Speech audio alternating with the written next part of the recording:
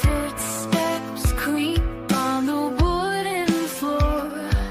Shadows dance like they've been here before. A whisper floats where no one's near. It's not the wind, it's something clear. Beyond the cottage door, what lies in store? Ghostly tales and so much more. Beyond the cottage door, the unknown roars. Step inside, let the spirit soar. Candlelight flickers, the walls confide. Secrets of those who never died. Cold breath lingers, a chill in the air. Sit with us if you dare. Beyond the cottage door, what lies in store? Ghostly tales and so much more. Beyond the cottage door, the unknown roars. Step inside, let the spirit soar. Let the spirit soar. Welcome to Beyond the Cottage Door, because the dead have stories too. And sometimes they lock you in graveyards. Today we're joined by two members of FX Paranormal, and that's the lovely Liz and the lovely Jules. And they're going to be taking you through the creepy cottage updates, and there's a lot. There is. We're also going to be discussing bucket list locations and why we want to visit them.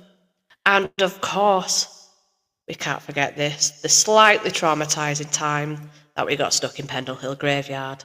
Yep, we're finally telling the full story, and trust us, you do not want to miss what we're going to talk about.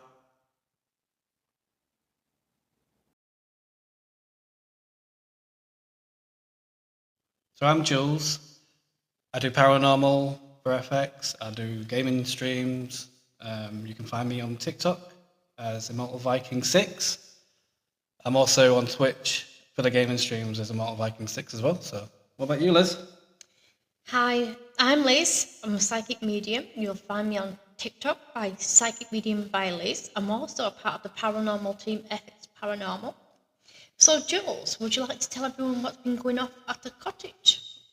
At the cottage. Well, I'm going to take us back to when we first opened. We're in a basement. The light was on. I was talking to Gravelman. I was with Ruthie as well. And we were Tom. And Tom, yeah. We were just chatting about. And yeah, the light switched off and the light switched on. Now, if you know us, we know that the only light switch there is the far end of the basement where the stairs is. There is no chance. No one can get around there. We all knew where we were, and anybody else in the building, we knew that they were upstairs. Yeah, that light switch, it That light is switch is- up a set of light stairs, round the corner. Yeah, That's it's it. far away. Yeah, And the team that comes, they know that as well. So yeah. I mean, another time, I finally got into the secret room. The secret room. Secret The room. secret room. The secret room. Yeah, going up there is eerie. Yep. I went up there by myself. It's definitely a space that's got a bit of an eerie feeling, especially when you've got no windows up there. There's nothing. The door is sealed. Yeah, and obviously myself, Jade and Rianne, we've just recently been to the archives. So what we did is we looked at all the history for the whole building from, I think the earliest we got was 1903. We looked at the plans, we've looked at plans from then all the way up to now. There is no written documentation at all of that loft. It's like whilst they were building the building, they decided to add an extra hole in the roof. And then an extra hole in the roof. Yeah, that room There's another thing. it does not exist at all on anything that we can find. It's so weird. It is. Yeah, I bet it is, yeah. So, it was with you ladies not so long back in the nursery. We was all sat there and we was asking for a looking to come through. And all of a sudden, the bricks were knocked over on the hallway. And it happened more than once. I believe 3 times it did, and there was no explanation. Nobody was near it. There was no drafts, nothing. Yeah. It was quite scary, actually, to be honest, at first. Yeah, it was. And obviously, with the clips that we were able to gather from that obviously happening, we bounced around the blocks when we set them up to make sure they were structurally secure and not easy to be knocked down. We'd built them with different kinds of structures, like different amounts of blocks. So, you know, we were changing and swapping the variables each time that we did it, and different spaces of the hallway as well. So we had one in front of the nursery door and we had one in front of the priest door. So there was that big, wide space to be able to see what would happen. And obviously when this set of blocks went down, it must have been 1 second to 2 seconds after, one of the blocks rose backwards on itself, and it just absolutely blew our minds, because if anybody's been to the priest's cottage, the Those windows, blocks, yeah. the windows are boarded up. Also, those blocks are old Victorian blocks, so Yeah. they're not like the wooden ones that we get nowadays. They're actually made out of like ceramic, aren't they? Yeah, they're like they're really heavy. Yeah, they It's are. just They are. They're like a really, I don't even know how to describe the material that it's made out, because it is like, it's like is it porcelain? It's like stone. Yeah. Oh, stone, yeah, yeah. it's insane. So yeah, my next question to you both is there anything that's happened at the cottage that has really kind of rattled you and spooked you? You wanna go first? Oh, yes, Go on, definitely. go on. Just recently, we just done an investigation, and the atmosphere changed up here in the gallery. So we went downstairs because we were worried about the team that was in, and we couldn't get through the door. No matter what we did, we put in the code, it would not open. Yeah, I think the most weird thing about that as well was we tried the code, it didn't open. We tried the code, it doesn't open. We try again, nothing. And then I say, if there's a spirit holding this door back, step back and let it open, and then the door just goes. See, that's the thing, like we've been through that doorway multiple times. We have never had an issue with that doorway at all. No, Never. no, Never. Never. Obviously, it's one of those kinds of locks that if you've got sausage fingers, it's a bit more difficult. You know, you've got to make sure you're careful not to accidentally press 2 instead of 1. But it's worked. Like, it has worked. It hasn't felt like there's pressure behind the door.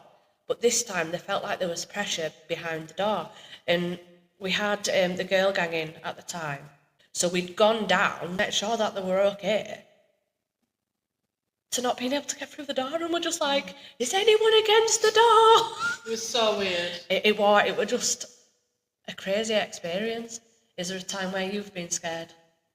That time we went live. When we went live, you went into the priest room. So Yeah. the priest room, you were in the priest room. I was in the basement by myself. Yeah. Yeah. When you first go into that basement, you're like, oh, okay, it's fine, you know.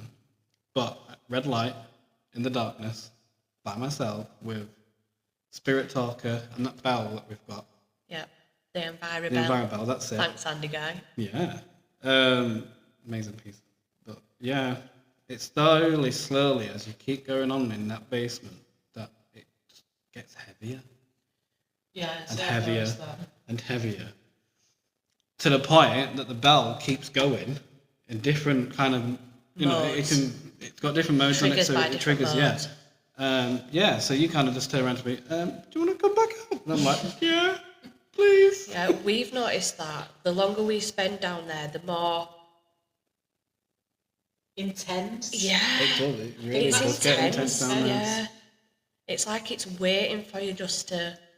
Especially when you're on your own. Yeah. It might become more intense because you feel more uncomfortable alone. Yeah. But then things start happening. and it's just one of those spaces. Gravelman did it by himself as Oh, well. he was so brave. Yeah, it was. Brilliant. But even someone that doesn't do paranormal So, stuff. Jade, do you want to talk about our most scariest experience at the cottage? Are you sure you don't want to tell them? No, I've got goosebumps even thinking about it. So we were doing some basement renovations. We've opened the space and made it more accessible. And we'd been at it quite a long time, and we said, let's take a break, go have a breather, go get a drink. And we went upstairs, we'd opened the basement door, and we'd wedged it open with a loop wire. And we went into the living room, we get a drink. Now anyone who's been here to this building or knows this building knows that the airflow is more likely to flow up the basement than it is down, because we have boarded the windows, there is just no airflow. And we went into the living room, we get sat down, and we're like, oh, finally. And then A breather. We didn't get one. No, we didn't. We hear a bang, bang from upstairs. The room above would be the nursery. So we're like, that has just come from upstairs. What could that be? We're the only ones in the building. And then we look up, and then we hear a bang in the hallway. Well, Shan was off quicker than I can say hello.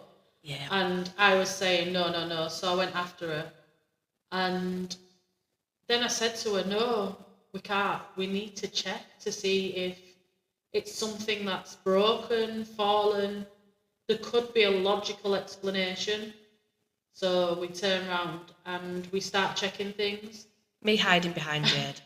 Just putting Checking that the out pew there. in the hallway, anything that it could be, and everything's as it is. And then we turn, and the basement door that was wedged open is now fully shut. And we were just like, how has that happened? No airflow, no way it should shut. The bang it went with, it had to be with force. And me and you it were the just only rattled two us. people in the building, and we were in the living room. And like I say, it wasn't like an evening where we'd planned to do an investigation. No. We were working, we were doing the renovations, trying to get an extra bit of the building open for people to investigate. And then all of a sudden this thing happens, and I'm off like flash. Jade's there grabbing a stick, trying to run out at building. It was horrendous. I have never had that kind of experience where you feel so unsafe you try to leave. Well, in my case, we were going to I did leave. Momentarily. Yeah. So that was just a weird one, like something we can't explain, something that made us jump, and something we probably won't forget for a while. Yeah, no.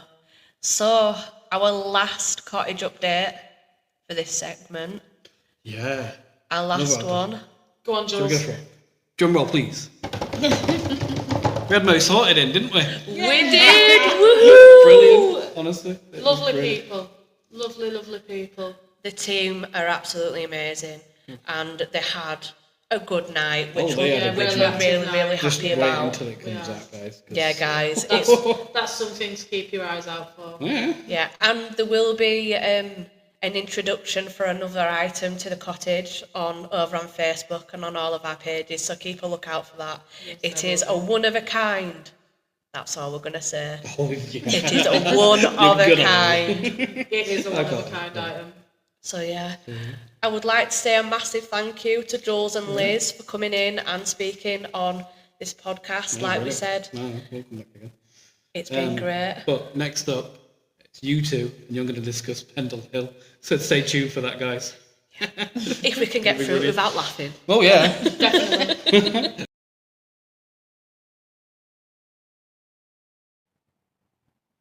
Okay, so on this part of the podcast, we're going to tell you about the slightly traumatic time where we went and investigated Pendle Hill Graveyard. That night that should never be discussed again. Yes, it was certainly a night we will always remember. And it started off like any other investigation night. We all load into Shan and Jade's car, we go for a cheeky bit of food, and then we get to Pendle Hill. Bear in mind, for days leading up to this, it was a case of us begging and pleading Jade. Please, it's a bucket list location. We're that way anyway. Let's just do it.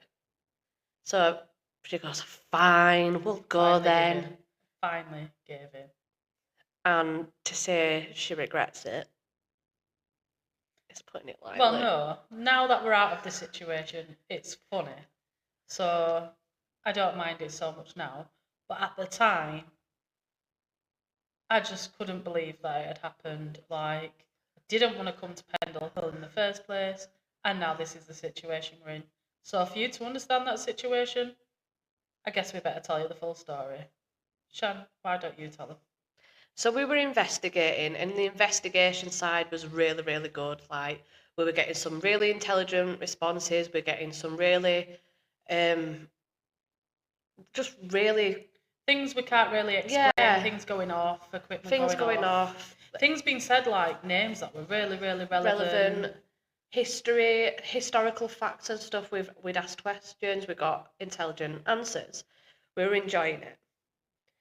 And at one point during our investigation, one of our pieces of equipment, It was the sweeper plugged into the portal. it goes, be careful. Gate. And I think even on one of the talkers or pieces of equipment that we had, it showed up as well saying gate. Yeah, it did. And we just kind of looked at each other and we were like, gate. What could that mean? What could that mean? That might be significant to them back in their time, you know. It might be a bit of residual energy we're picking up on. So we sobbed it off. Just totally went over his heads. Well, then we get to later on in the evening and the weather changes. It starts raining. So we're there packing up all of our equipment in haste, quickly, because it's raining. And Jade is the first one to get to the gate at the top of the hill. I walk up the hill, and when I get to the top, I'm thinking, I just can't wait to get in the car, get warm, get dry. Like, it's getting really wet now. I just want to be out of here. So I go to open the gate, and the gate doesn't open. So I look down thinking, well, why is it not opening? And I just stand there and go, oh no. Oh no, no, no. And Shannon's like, what? And I say to Shannon, we're locked in. Someone has put a padlock on the other side of the gate and we're locked in. She starts laughing. She's like, no way. She looks at the gate and she's like, are you kidding me? I think like, my face just drops. I'm I'm like, kidding me? are you joking? Like, literally, she realises we're locked in. We tell Rianne, and Rianne's like, no.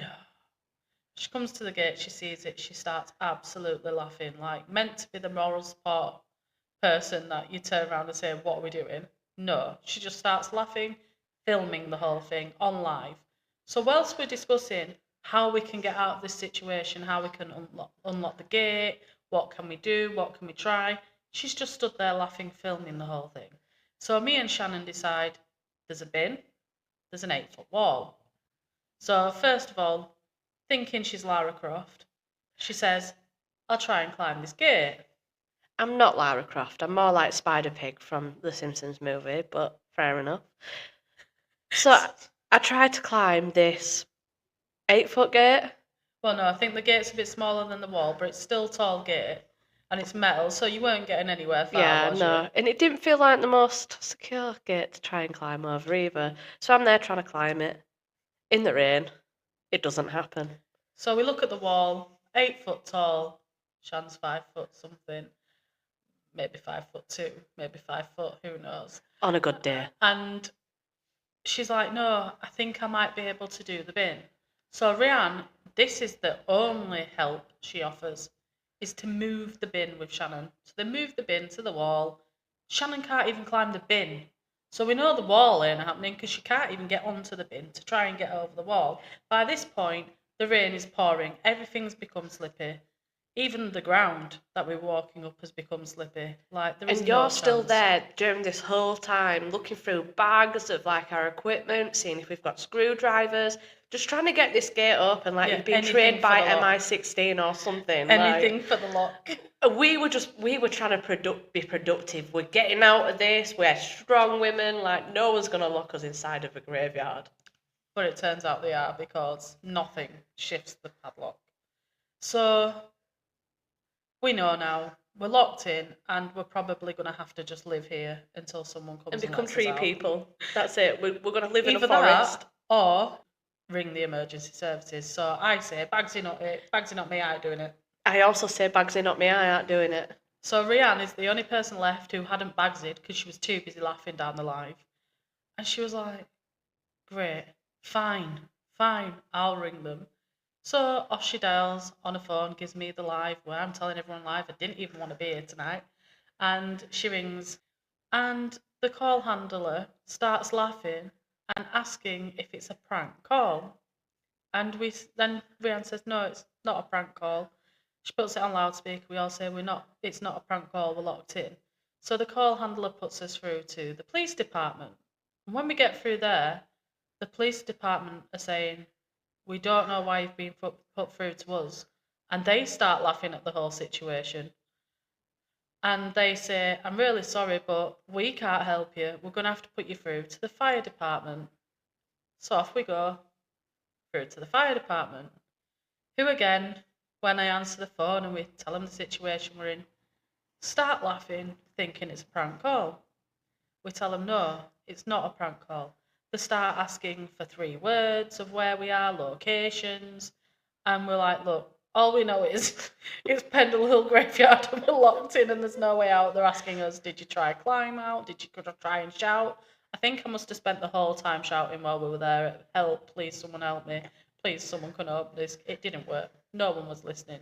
No one was about. I don't even know who put the padlock on. It was like literally they locked it and vanished. Yeah. So they agree, right, okay, if there's no way out, we'll send someone. I think me and Shan were a bit naive and thought they'd send like an emergency response vehicle, like a 4x4 type. Yeah, just with a couple of people in, just something small to come and get us out. So we stood there freezing, shaking, and we hear the distant, the fire we siren see in the distance. the blue sirens going off. And we're like, no way, they've sent a full fire engine, no way have they. But they had full crew, full kit, full gear. They jump out the fire engine and I think they just thought it was hilarious, to be fair. Yeah, they were One of the laughing at most us. interesting calls that they said they'd been out to. To be fair, they said that we made the whole entire night. Yeah, they just found it absolutely hilarious. So they're asking us, why didn't you climb this wall? And then they look at us and they go, no, maybe not. And then they asked us, did you try to get the lock off? Did you put the lock on? And we're like, it's definitely not our lock. Someone else has put it on. So after a chit chat in the freezing cold rain, they say to us, do you want us to let you out? And we're like, yes, please let us out. So they get the bolt cutters out, they open the padlock, the gate is now open, and I do the most logical thing that anyone is ever going to do when they've been locked in somewhere in the rain. I go, say thank you, I get in the car. I sit there, I'm drying, I've put the car on, the heating's on, and I look out and I think, where have Shan and Rianne gone? And as I look back out the window, what did you two go do? We took a selfie with the firemen. They asked for a selfie in the rain. So they got the selfie and the firemen were just, it made their night. They were laughing. I think it was so funny afterwards, but at the time, it really wasn't.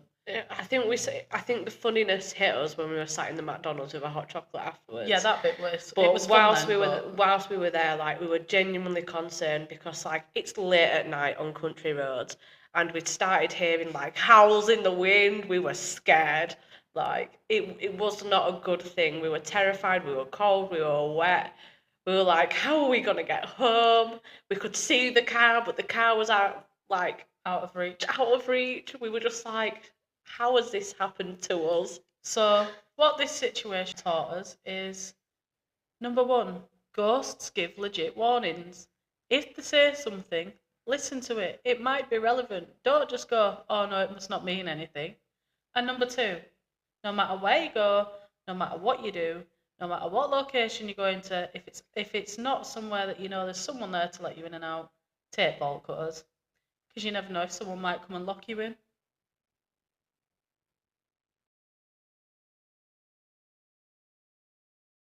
So next we're talking about bucket lists, specifically haunted places. that we would like to go to. And we're not talking about your average skydiving, beach holidays. No, we're talking about haunted places with real history, real evidence, and real spooky vibes. Because honestly, what's more cooler than mixing real histories and ghost stories? So today we're diving into our top 3 places that we would like to go to. And to be quite honest, reading Jade's list, I want to get in her suitcase. But my first one that I'm going to go to is Alcatraz Island, otherwise known as The Rock. This notorious prison off the coast of San Francisco is not just home to hardened criminals, it's also crawling with paranormal legends. Over the years, guards, inmates, visitors have all recorded strange happenings. We're talking moaning, crying, visitors that have experienced cold spots where the locked off areas, and the most creepiest thing is a glowing eyed apparition called the Thing. Because what's more terrifying than a ghost with an inbuilt light show? And let's not forget about Al Capone. Legend says you can still hear his banjo echoing from the shower room, strumming away like he's never left. So next up on my haunted trail, we're going to West Virginia. And we're going to the Transylvania Lunatic Asylum. That name just gives me goosebumps straight away. This asylum was built back in the 1960s, and it once held thousands of patients, many suffering, many forgotten. Overcrowding was a nightmare, and the treatments, let's just say, they were more horror movie than healthcare. We're talking ice pick lobotomies.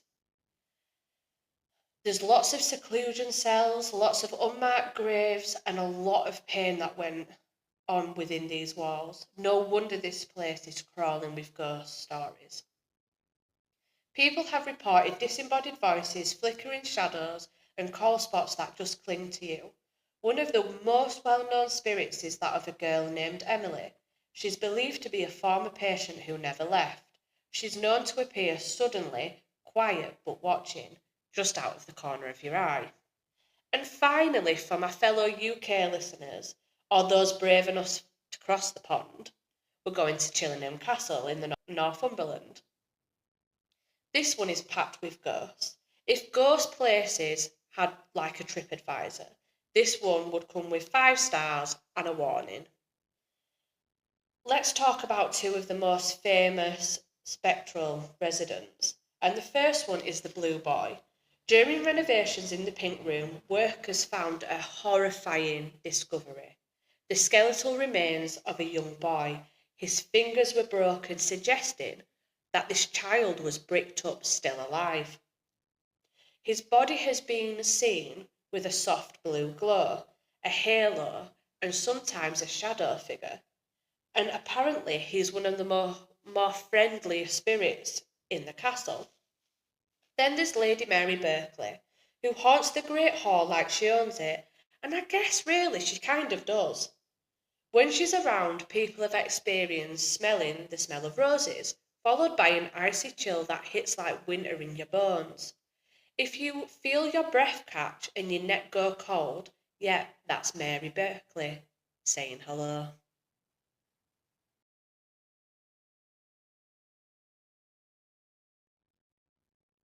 So now I guess I better tell you my 3 top locations where I'd love to go to, and if I ever go missing, you'll probably find me there. Let's kick things off with Salem. If haunted history had a capital, it would be Salem. Now obviously, Salem is most famous for the witch trials of 1692.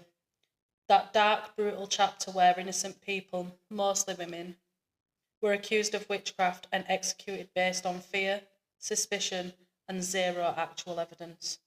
But here's the thing, trauma like that doesn't just disappear. It soaks into the land. There are reports of shadow figures wandering old buildings, mysterious voices in the cemeteries, and heavy choking energy in some of the sites. And I'm not just talking about creepy vibes, I mean people fainting, hearing names whispered, seeing faces in the windows when buildings were empty, Would I love to walk through Salem at night with a spirit box and a camera? Absolutely. But would I be terrified? Yes. My second one is the same, Alcatraz Island. Okay, this one's been on my list forever, not just because it's creepy, which it is, but because the history is absolutely wild. Alcatraz started as a military fort and then became a military prison, and finally the maximum security federal prison we know it as today. Home to gangsters like Al Capone, as you mentioned, as you said. Here's what gets me. This place is isolated, surrounded by cold, sharky water. You are locked in. You are forgotten. That kind of emotional energy, it lingers. I just know that this place would be active. Can you imagine being alone in the old dining hall at 2 a.m., hearing footsteps behind you, but you're the only one in the building? Terrifying. Sign me up. So lastly, I'm going to bring you to this side of the waters, Blickling Hall, Norfolk, England. This one's not just haunted, it's beautifully tragically haunted, and it links straight to English history, royalty and drama, which, let's be real, always brings a ghost or two. Legend says Blickling Hall was the birthplace of Anne Boleyn, Henry's second wife, the one he beheaded when she couldn't give him a male heir. And every year, on the anniversary of her execution, Anne is said to return to the estate, riding up the driveway in a carriage drawn by a headless horse, holding her severed head in her lap.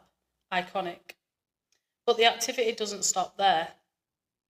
People have heard crying in empty halls, footsteps where no one walks, and even seen shadowy figures gliding through the estate. My big question is, would her energy still come through on an investigation? The betrayal, the heartbreak, and the injustice of it all. You've got layers.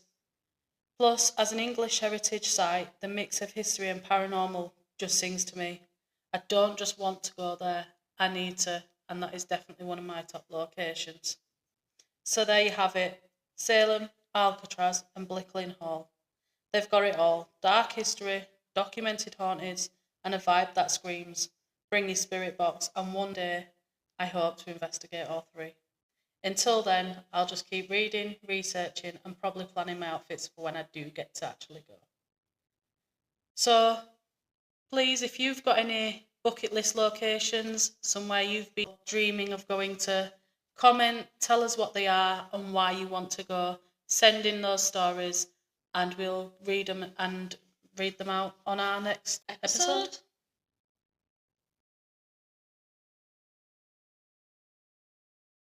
Welcome to Spooky Story Time, where we read the listeners' tales. And today we have a submission from someone called Sam. And they're telling us about the top 3 locations that they want to visit, the ones that are definitely on their paranormal bucket list. So Jade, would you like to read the submission? Sure. Hey, Beyond the Cottage door girl. First off, love the Priest Cottage. If I wasn't already booked to come, that would be on my list. I was asked to put my own little paranormal bucket list of places I have to visit before I die, or after. Thought I'd share my top 3 with you. Poveglia Island, Italy. I mean, you have to include this place, right? A whole island off the coast of Venice that's been used for plague victims, mental asylums, and who knows what else. Supposedly the soil is made up of 50% human ash. People say you can still hear their screams echoing from the ruins. Boats won't even take you there, unless you really convince them. If I ever make it to Italy, I'm definitely breaking a few rules to sneak onto the island. Suicide Forest, Japan. This one genuinely freaks me out. The forest is so dense it swallows sound, and compasses stop working. People leave trail markers in case they get lost, which horrifyingly happens a lot. I've read accounts of hikers hearing whispers, footsteps, or feeling watched, even when they're completely alone. I wouldn't go ghost hunting here lightly, but there's something magnetic about it, you know. Lastly, the ancient Ramin, England. If I had to spend one night somewhere haunted other than the priest's cottage, it'd be here. Built in 1145, it's seen pagan rituals, murders, child sacrifices, and reportedly sits on a ley line. People have been dragged out of bed by invisible forces. The owner used to say he saw shadows walking through the walls. This place doesn't just have one ghost, it's basically a supernatural hostel. Anyway, I just wanted to say thank you for inspiring me to put this list together. Keep doing what you do. And if you ever want a travel buddy who screams and runs at the slightest creak, hit me up. Stay spooky, Sam. First of all, thank you, Sam, for the submission. Thank you very much. Brilliant list. Thank you for sharing that with us. So, would we go, Jade? Would we go to these places? Or would we say nope? Let's find out. First up on Sam's list, Pavilia Island in Italy, the Plague Island, the Ash Soil Island. Would you go?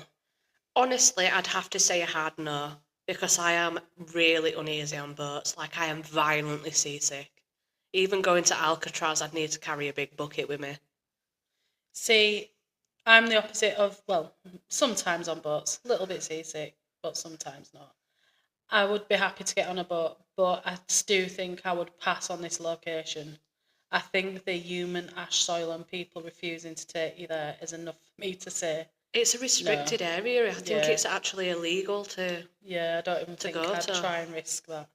So the next one on Sam's list was the suicide forest in Japan. Yeah, this one's real heavy energy here, I'd say.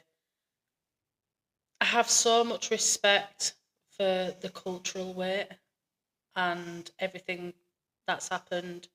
So I think out of a respect in a ghost hunting aspect, no, but I'd love to go see the area around it, and going into somewhere where you get lost is probably a definite no for me. But again, maybe on the outskirts and seeing if you could feel that emotional heavy vibe, just maybe not in a paranormal investigation type of way. See, for me, I probably wouldn't investigate again. It's about that cultural respect, that respect to both living and to, unfortunately, the people who may have lost their lives there. But I would love to go to learn the history. I would love to go to learn the space in the area. I would like to go on a guided tour, but I definitely wouldn't be whapping out paranormal equipment on that kind of visit for that one. So the last one we need to talk about that's on Sam's list is the ancient ramen.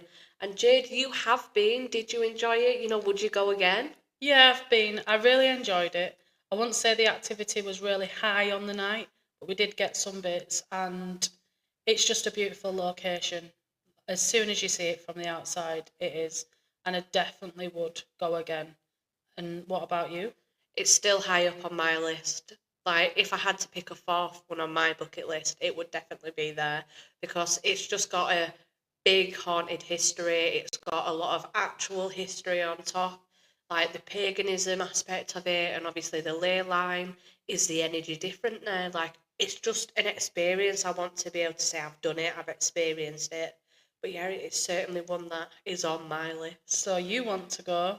I want to go again and see how it would be on a second visit. So you know what that means, guys. We've got to book back at the ancient ramen. We do. Right, everyone. So that was episode 2 of Beyond the Cottage Door. I'd like to say a massive thank you to Liz and Jules for joining in with us today. It was amazing having 2 more of FX Paranormal joining with us on this madness. I agree. All now we've got to do is persuade Rianne. Good luck. Can we do it? See you next time. We'll try. And remember, if you have enjoyed listening, come back again by liking, sharing, and subscribing. And next time, we're going to be talking about one of our favourite topics, which is haunted objects. We're going to be talking about, are they residual? Are they sentient? Or are they just damn right creepy? And delving deeper into the psychological reasons why people are naturally more scared of dolls. Yeah, send us your stories about different haunted objects that you have and your paranormal evidence that you have collected with the object. We'd love to know. So guys, until next time, don't open doors that creak. Or rush to them, because you might be getting locked in a graveyard.